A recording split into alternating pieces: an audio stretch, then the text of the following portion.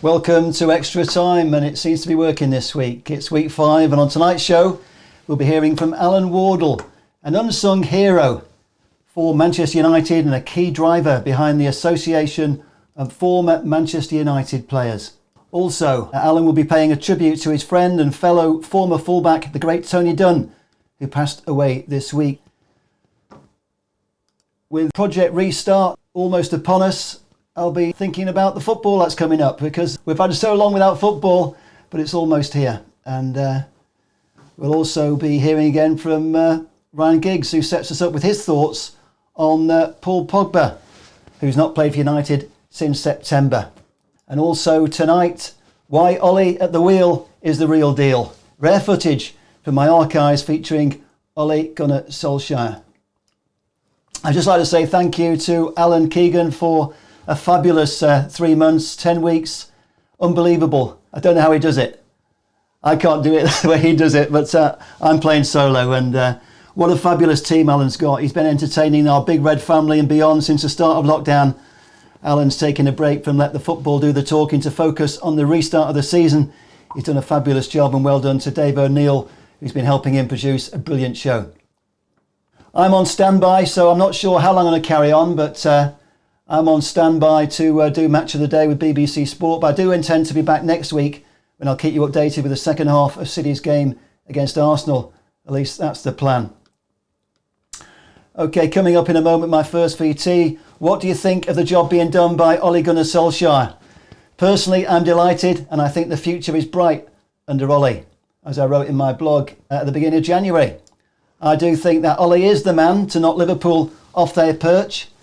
I know there are still many out there who doubt Ole, but as I've said since day one, when Ole first took over from Mourinho, I'm confident Ole will succeed if he's given the time and the money to do the job his way. I am live, I'm here. As I said last week, Ole has hit the ground running in the transfer market. Harry Maguire, Aaron Wan-Bissaka, Dan James, Bruno Fernandes and Odion Ighalo. Everyone a winner, in my opinion. What do you think? Well, 10 years ago, I spent the evening at Altrincham Football Club watching Ole end his first stint with Manchester United. When Ole signed off as reserve team manager in 2010, he'd been at United for the best part of 15 seasons, learning under the most successful manager in our history. No surprise then that Ole signed off with a 5-goal win over Newcastle. 14 and a half years I've been here. It's the biggest club, it's the best club, it's a family club. There's so many fantastic people here, and it's strange driving into the training ground this morning thinking this is the last time I do this. I always felt Ole would be back. Watching his young team demolish Newcastle, it did feel like unfinished business. I was actually making a documentary about club chaplain Reverend John when I ended up filming in the United dressing room after the match. So when do you actually leave? Saturday. This Saturday? Are you in tomorrow? Yeah. Yeah, I'll try and see you. See you tomorrow. Yeah, all right. All the very best to you. But the most important blessing Ole received, of course, came from the boss. I said, I think we need to consider going home because family wants to go, and there's a job offer there as well, and he was adamant that I think going back for your family's sake is good, and my first job should be in Norway, he said. So for me that was the best advice. Of course there's loads of things I've learned from the manager over the years. He's absolutely the best manager that has been. I hope to take as much as I can from him. I've learned very, very much here. I have to dream big, but I came in realistically and said, well, I'll just go in there every day and show my best, do my best, and let's see where it takes me. Well, it's taken Ole all the way back to Old Trafford, and as I say, I'm delighted. I, for one, can't wait to see our boys back in action a week on Friday at Spurs. I certainly believe we can finish in the top 4 and win at least one trophy, but I'm always optimistic if the season, of course, is allowed to unfold. And I personally think all the signs are there that we will now complete the season. What do you think? Let's see who's watching. Seeing a lot of familiar faces. Jere Bertanen, my good friend from Finland, Rose Cook-Monk, the founder of the Duncan Edwards Foundation. We've got Nicholas from Austria. We've got Kerry MUFC, my good friend who I saw in Munich. We've got Joseph Glandl from Malta. We've got Joseph Tedesco from Malta, the establishment. Hans Hansen, a good friend from Norway. And there's loads of you out there. Fantastic. A lot of regular faces, and I'm very pleased and thank you. Very humble. Brown Mulholland, who we featured a couple of weeks ago. I got a little bit more on Jimmy Murphy today. We're going to be hearing about Jimmy Murphy again when we hear from Alan Wardle. So what about Paul Pogba? He's not played 90 minutes now for 8.5 months. There's no doubt in my mind he does have the skills and the assets to be one of the best, if not the best player on the planet. But does he really want it badly enough? And can he be consistent for United? In our next clip, Ryan Giggs, speaking before Christmas and before the coronavirus, gave a view shared by many. The problem with Pogba is we all know what he's capable of. He just doesn't produce it on a consistent basis. You go through the years, Scholes, Keane, Robson, they all were the centre midfielders and they produced 9 out of 10 times. Pogba's not doing that. He'll do it every now and again. He'll produce a great performance and then the next 2 games you won't see him. So he's not consistent enough. And also, you know, a lot of people are saying get rid of him in the summer. You can't get rid of someone like Pogba unless you've got someone to replace him. So personally, if he goes and we replace him with a good player, you know, that wouldn't bother me. That was Ryan Giggs talking to my good friend Hans Hansen of Busby Babes Norge. And if you want to see the full version of that video, just go to patreon.com Hans George. Okay, he's not going too bad at the moment. I have noticed that the feed has cut a couple of times and I've restarted the feed, so I hope you're not getting any interruptions. I've not seen any comments on the chat to say that we've lost the signal, but I do notice that we have lost the signal a couple of times, but I've instantly pressed resume, so hopefully we haven't had any interruption. It's not easy when you're juggling. I feel like an octopus here. But so far so good. Okay. The truth is that footballers in 2020 are a very different breed from years gone by. Shortly we'll be hearing about our dear departed Tony Dunne, a model professional who rarely missed a match for United and always gave everything. I've no doubt if Pogba decides to give everything for United, he can still do it. I don't think he should be an automatic choice. Fred and McTominay have both been brilliant this season, but Pogba and Bruno Fernandes could be a spectacular combination. Good players will always find a way to work together, and I trust Ole to get the best out of Pogba. I also think Bruno Fernandes will get the best out of Pogba. He's just that sort of player. Okay, let's have another look through the comments. So coming in thick and fast. I got to see Bridie Murphy has made it this week. I'm sorry you couldn't find me the last couple of weeks, so we had a couple of technical problems, but this week so far it seems to be going okay.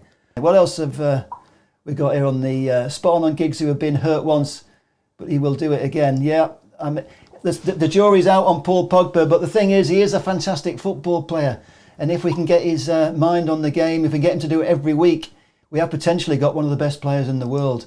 I only hope that I do trust Ole, and I think if anybody can get the best out of Paul Pogba, Ole Gunnar Solskjaer can. I do remember that time 10 years ago. I can't believe it's 10 years ago when I was making a documentary about Reverend John, who's now been retired from his position after many years as the chaplain at Old Trafford. I did have the feeling when I was in the dressing room afterwards that it was unfinished business, and Ole is such a special guy, and he really does relate to the fans and the players. I know the players all believe in him, and I'm really hoping that he can carry on where he left off before the coronavirus. Okay, coming up in a moment, a special interview with a very good friend of mine, as I said, and a tribute to Tony Dunne. I do want to applaud our football club's commitment to tackling racism. Last week the media declared Man United the lockdown champions, and I hope we can keep that positivity going on when we get back to the pitch. I'd also like to praise Raheem Sterling from our rivals over at City. The England star has been a genuine role model in the last couple of years, refusing to be silenced when he himself was subjected to persistent racist abuse, not just by rival fans, but by the media also. He seems to have won everybody over, and well done to him. Okay, a hot subject of conversation this week has been the removal of statues. I'm not going to get political, that's for sure, but switching back to football history, many of us believe a statue or even a stand is long overdue at Old Trafford in honour of Jimmy Murphy. We'll briefly be talking, as I said, to Alan Wardle And we'll be hearing again about Jimmy Murphy when Alan speaks, because Alan obviously knew Jimmy Murphy very well. The AFMUP, which Alan represents, is an organisation that itself deserves more recognition than it currently gets. The Former Players Association was set up in 1985. As well as raising money for local charities, it helps look after the welfare of some of our older players. And it's committed to keeping alive our legacy and the memory of our former heroes. Alan Wardle, where is he? Is a still of him with the King. Alan is one of the unsung heroes, as I've said, of our football club. And one of his best friends was Tony Dunne, who sadly passed away on Monday, one of our greatest ever fullbacks, and a key member of our famous European Cup winning team of 1968. Tony Dunne loved Man United, and the fans loved Tony Dunne. I think Manchester United is it's like a religion to the people.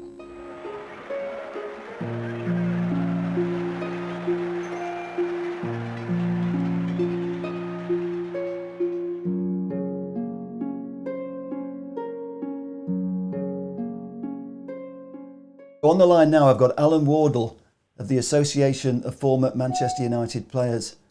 The last time I saw you, Alan, was at Harry Gregg's funeral, and now we've lost Tony Dunne. It's been a sad few weeks, Alan. It has, John. It's been a very, very sad few weeks, and certainly when Tony's daughter rang me, obviously we were anticipating, because he'd been within Shore Hospital for nearly a week, but he's not been too well for 2 years, and very, very sad, because great fullback, left back, right back, pace on the man was unbelievable, and what a nice person to know as well. Self-taught at golf as well. What a good golfer he was as well. But all round, he was a top-class friend of mine, and it's very, very sad that he suffered with dementia the last couple of years and everything like that. Got a lovely family of 2 young girls and a son and his wife, and our sympathy goes out to the family, because he really was. Certainly looked after me when I was at Old Trafford, and we formed a good relationship. And when in '68, when we won the European Cup with my wife Dorothy and Dunny and Anne, we went and spent a week in Jersey and had a fantastic holiday. And it was good to be around. It was, and we used to go to the Borden Hotel in Altrincham for meals on a Saturday night. And the hotel was owned by White and Swales, who owned Altrincham Football Club, and John Dorsey, ex-United, had done the deal for them to buy it. So we used to have meetings there, and we had meals. And this particular Saturday night, we sat down for a meal there, and I said to Tony, that was some win at West Brom, because West Brom was not a lucky ground for Manchester United. And he said, Alan, I can tell my children when I grew up that I played with the great George Best. George Best today, Alan, was absolutely unbelievable. And there's another person who we lost, who, what a player. And obviously I knew George because we played in the A and B teams together. But if anybody was born to play football, it was George. And along with Tony, we had good relationships. And it's just sad about us all getting old and everything. But, hopefully we'll all meet again at some stage, and we'll help the family as much as we possibly can do. It's amazing the work that you do with the Association of Former Manchester United Players. A lot of fans probably don't even know what you do. Well, the great thing about it is, John, people ask me, I was never a big name, but from being an amateur just 10 months after Munich, and then signing professional in 1961, fairly regular as an amateur for about 18 games before I signed pro in the Central League team. And of course, Jimmy Murphy run the Central League team, and what a fantastic person Jimmy was. I mean, at first, when I first met him, that gruff voice frightened me to death. Mm-hmm. And I remember we played at Leeds United against their reserves at Ellen Road. And I'm trying to think of the South African winger that played that night. Christ, could he run? But as Jimmy said at half time, but Alan, son, they can't run without legs. I'm glad you mentioned Jimmy Murphy, because the last 2 weeks I've been featuring the campaign. There's a fan called Brian Mulholland who's started a petition to get the K stand renamed the Jimmy Murphy stand, And then last week we had the grandson of Jimmy Murphy, Paul Murphy, and we talked about the campaign for a stand after Jimmy Murphy. And also you put a bid in a while back for a statue. We put a bid in about 2.5 years and to Mr. Woodward, Ed Woodward, mainly because we honestly believe that Jimmy Murphy saved the club after Munich, the effort that he put into while Sir Matt was in hospital. When you think of he had to put a first team together, and remember him getting Ernie Taylor from Blackpool virtually for nothing. He got Stan Crowther, who'd already played in the FA Cup for Aston Villa, but obviously the league and the FA allowed that to go through. Did a magnificent job. I mean, Jimmy Murphy, I believe, and a lot of the younger players at the time, he saved the club. There was no question of that. And like when we formed the Association for Manchester United Players in 1985, obviously Jimmy and the boss, Sir Matt, came to all our dinners, etc. And what we tried to do 18 months ago is talk the club into a statue for Jimmy Murphy because we think he deserved it. But it took 11 months to get a reply back, and the reply came that we've got the Jimmy Murphy Media Centre at Carrington. Well, today's supporter can't go into Carrington and see a media centre. Having said all that, Jimmy never spoke to the media. Sir Matt did all the speaking to the media, not Jimmy. And of course, to this day, we're still trying anyway. It'd be nice. It would finish things off if we could get a statue of Jimmy Murphy at Old Trafford. I think that would complete it then. I think, as Paul Murphy said last week, if you went to Old Trafford and asked the fans who Jimmy Murphy was, I mean, Paul thinks that 70% of the young fans wouldn't know who Jimmy Murphy was. So it is important to have something at Old Trafford, isn't it? Well, I think it's important to all of us. I mean, obviously we're all getting old now, but we realise what Jimmy had done for the club. There was no question. He had something about him, Jimmy Murphy. When he was teaching you what to do and what not to do, as I say, that gruff voice of it.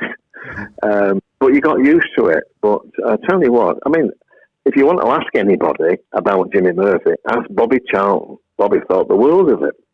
Absolutely. Yeah, I've interviewed Bobby about Jimmy Murphy, and we are going to be featuring Jimmy Murphy in the upcoming film, The Religion We Will Never Die, and that's something I've been working on for a while. Yeah.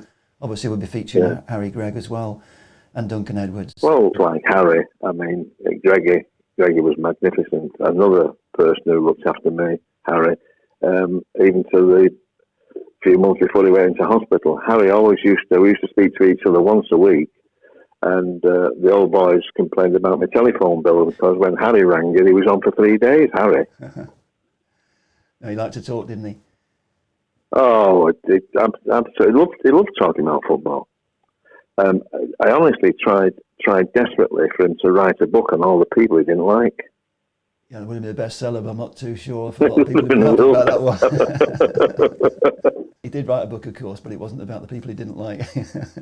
A hero, wasn't he? Yeah, exactly. A hero. Exactly. I mean, people talk about heroes, but he was a genuine hero, wasn't he? And absolutely. I wanted to use the film to try and put pressure on to get him knighted, because a lot of us still call him Sir Harry, but he should have been knighted, I think. Well, but that's the great thing. Is, you know how friendly I am with Dennis, as my neighbour and everything like that. Absolutely. And there was quite a few people I learned off well after we finished, because it was Harry McShane and Harry Gregg's idea to form an association of Manchester United ex-players. Fantastic. And we've been going since '85. We've probably made nearly 2 million, or maybe over 2 million, for charities. The Children's Hospital in Manchester, we helped with that one, and local charities where we can help people locally. And it was a good idea. 1985 we've been going from. The sad thing is that age is against us now. We've got, we've lost an awful lot of players since we started. Yeah, it'd be nice to get more younger players involved, and hopefully if we shine a light on the association, the form of... Well, I don't know. I'd love to, but it's a bit different now. I'm not saying it's all about money, but in our day, we were paid a reasonable wage for playing football, but today it's, well, obviously, I used to get the 47 bus from Reddish into Manchester to Old Trafford, the bus.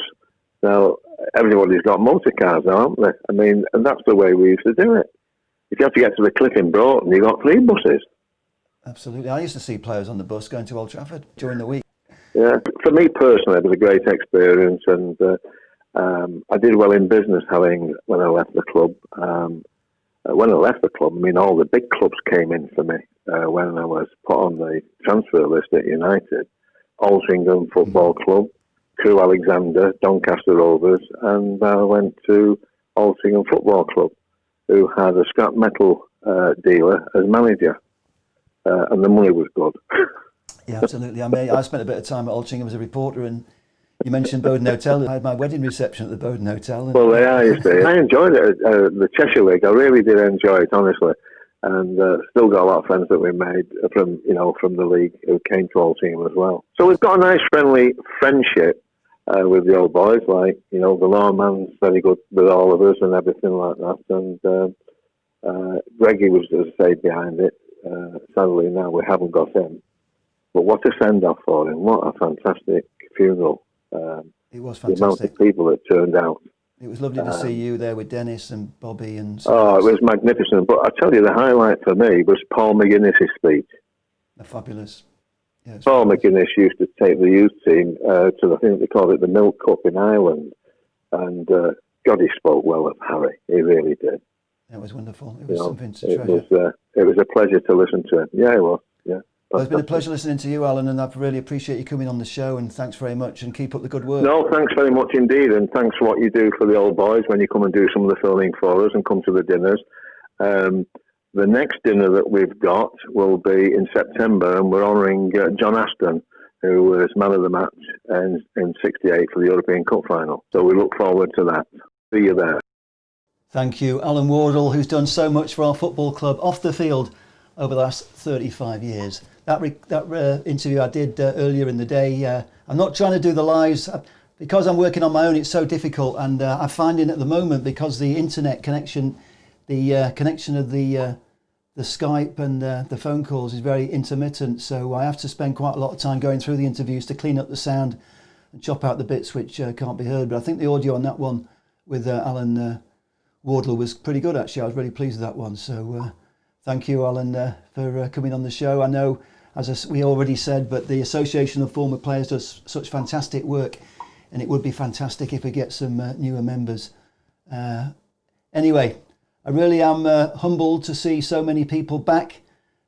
We've ridden the storm, got through all the problems over the previous weeks, and so far, touch wood, this week we're almost there, and it seems to have gone pretty smoothly. Just a few more things to mention. I've got a couple of overlays if I can find them.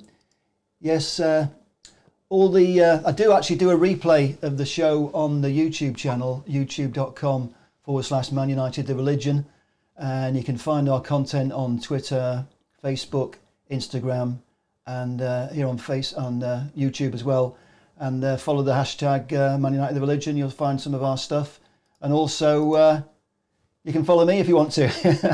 I'm across most of the social media channels, and I'm juggling.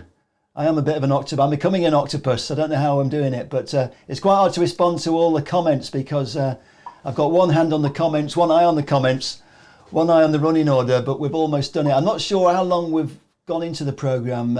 Extra time's supposed to be 30 minutes. I think we've probably done our 30 minutes, but because there was a couple of seconds of interruption, I think the clock might have started again. But where are we? It's coming up for 10 to 10 here in the UK. So yeah, 35 minutes. I think we've done our 30 minutes. We're in Fergie time, the famous Fergie time. Alan Keegan did a bit of Fergie time tonight, but it was well worth the watch. And this is the first week that I've actually got my show ready before Alan Keegan has gone on the air, because the last few weeks I've been scrabbling to get ready. But I thought this week I'll do less VT packages and try and make sure it works properly. So hopefully we've got through it without any... we got through it okay. Hopefully you've enjoyed the content. That's the main thing. It is hard to find new content all the time, but what I'm trying to do is showcase what I've got in my archive, that footage that we saw of Ole Gunnar Solskjaer 10 years ago. I can't believe it was 10 years ago. That was at Altrincham, and there was a bit of an Altrincham theme tonight because, as you heard, I had my wedding reception in Altrincham, and Alan Wardle used to have meetings at the Bowden Hotel. I did see a comment earlier from Joseph Tedesco. I can't quite find it now, but he mentioned the Bowden Hotel, and my good friend Noel White used to own the Bowden Hotel. He was the chairman of Altrincham Football Club, where United play some of their junior games now, and he went on to become chairman of Liverpool, which is not so good, but obviously an influential people, and he became quite high up in the FA. I'm not too sure. I've lost touch with Noel, but he used to give me a lot of exclusive stories. I was a sports editor of the Altrincham Guardian when I was 18 years old, and to be honest, I made more money at the weekend doing the freelance work covering Altrincham Football Club for all the national newspapers, because in those days they used to get to the third round of the FA Cup every year and either win or come second of the non-league. But they never got accepted into the league. Wigan did, and they got all the way to the Premier League. So I always felt sorry for Altrincham Football Club because I had some good friends there, and all the directors came to the wedding. And my ex-wife, probably because she was a model, she was the only woman who was allowed in the director's box apart from the director's wives. But there you go, that's football. That was football in the old days. Probably, I don't know if it's changed because I don't go into... I did actually get invited this year into the director's box for the first time at Old Trafford.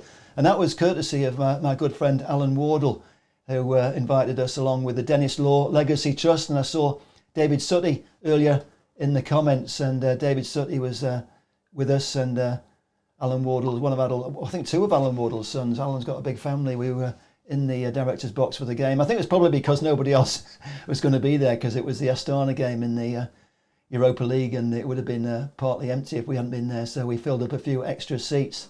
There was one other thing I wanted to mention. What was it?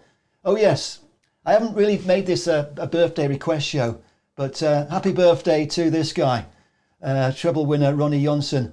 Happy birthday, my friend. All true United fans wish you the very best. And Ronnie was in the Malta 60 Years of Loyal Support, the Religion 60 Years of Loyal Support film, which I made, and that's still available if anybody hasn't seen it.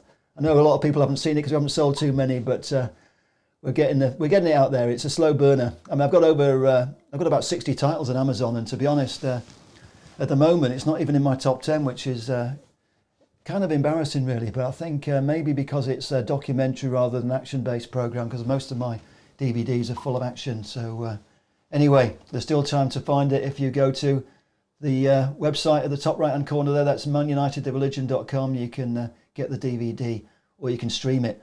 I was expecting more people to stream the film than buy the DVD. In fact, I haven't made a DVD previously for a couple of years, even though I've made over 300 videos and DVDs over the last 20 years. I thought people wanted to stream these days, but the first request I got was, when's a DVD coming out? So decided to do a DVD. Anyway, thank you again for all your support, not just for my show, of course, but for Ole and the boys. Let's keep that red flag flying high.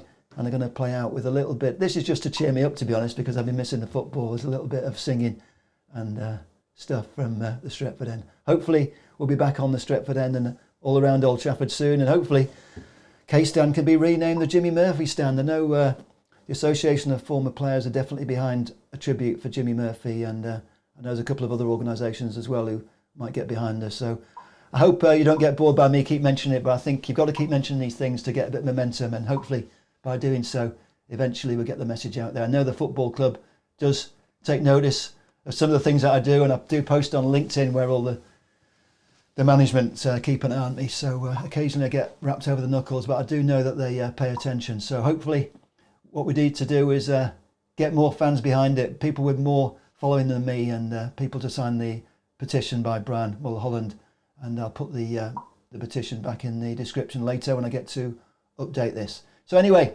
I think we're there, we've done our time, and thank you everybody for joining me.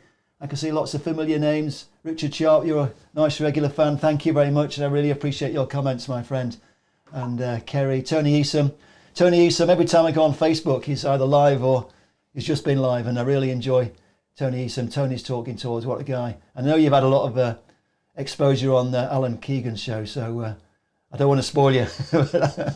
But I do appreciate you watching, and I do appreciate it very much. And I know you made a comment on your show the day after last week saying that I was trying to do too much. But I am quite stubborn this week. I think I got to the end without any technical disasters. You can all hear me we've got to the end. I played all the VTs. In fact, that VT from Ole Gunnar Solskjaer, I was supposed to play last week. Nobody noticed because I did talk about Ole last week, but I was supposed to play it last week. But it was actually a bonus because it got me up and running early because I had something in the can before I had to start. But anyway, thank you, everybody. Thanks, Gail Mulholland. Thanks, Jean Lloyd, who's always with us. Do appreciate it. Thanks to everybody who's come. I do go through all the comments later. And David Ali Spider, you're here as well. I do go through all the comments later, so I don't normally leave. Where are we? It's coming up for 10 o'clock. I'll probably be here till after midnight going through all the comments and checking over the programme. But here's a very short little video to finish off with, and hopefully I'll see you next week. I think I said earlier, I'm going to be on during the second half of the Man City Arsenal game, but I'll find a way of keeping you updated. Maybe I'm not going to commentate. That's not what I do. But I'll give you score flashes, and I'll try and build the programme around the second half. Anyway, thank you once again for joining me. Thanks again to Alan Keegan, who served up a delicious appetiser, a long appetiser, a super extended Alan Keegan show beforehand. And I know he'll be back sooner or later. But Alan's a super guy. I love him dearly, and I do thank him for all his support and everything he does and the fantastic programmes that he's made. So I do appreciate all your support, and I've started to waffle now, so I'm going to say goodbye and QBT. See you later.